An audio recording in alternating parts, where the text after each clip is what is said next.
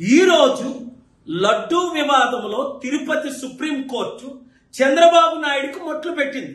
ఎందుకు? రుజువులు లేకుండా కోట్ల మంది మనోభావాలు ఎలా దెబ్బతీస్తారు? రీఇన్వెస్టిగేషన్ చేయండి. కల్తీ నెయ్యి కల్తీ కాదు, రుజువేంటి? రుజువులు పెట్టలేకపోయారు కదా. నేను చెప్పినట్టే జరిగింది. అందుకే నేను అక్కడ లడ్డు వివాదంలో మాట్లాడాను. ఏపీ హైకోర్టులో పిల్లేశారు, ఆర్గ్యుమెంట్స్ వినిపించారు. ఇక్కడ తెలంగాణ హైకోర్టులో కూడా హైడ్రా వివాదం, బీద ప్రజల ఇల్లులు కూల్చేస్తున్నారు నోటీసులు ఇవ్వకుండా, శనాదివారాలు కూల్చేస్తున్నారు. అక్కడ తహసీల్దార్ జవాబు చెప్పలేకపోయాడు. ఐపీఎస్ కమిషనర్ రంగనాథన్ సరిగ్గా జవాబు, మీరు జైలు పాలవుతారా అని కోర్టు అడగడం రియల్లీ దేర్ ఇస్ హోప్. చాలా మంచిది.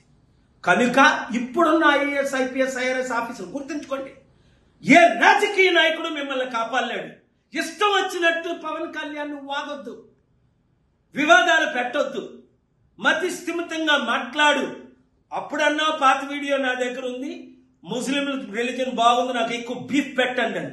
అది వైరల్ అవుతుంది. ఇప్పుడు క్రిస్టియన్ మతం చాలా బాగుందని నేను బాప్తిసం తీసుకున్నానని అప్పుడు అన్నావు. ఇప్పుడు నేను సనాతన ధర్మం హిందూ ధర్మం తాట తీస్తా అంట.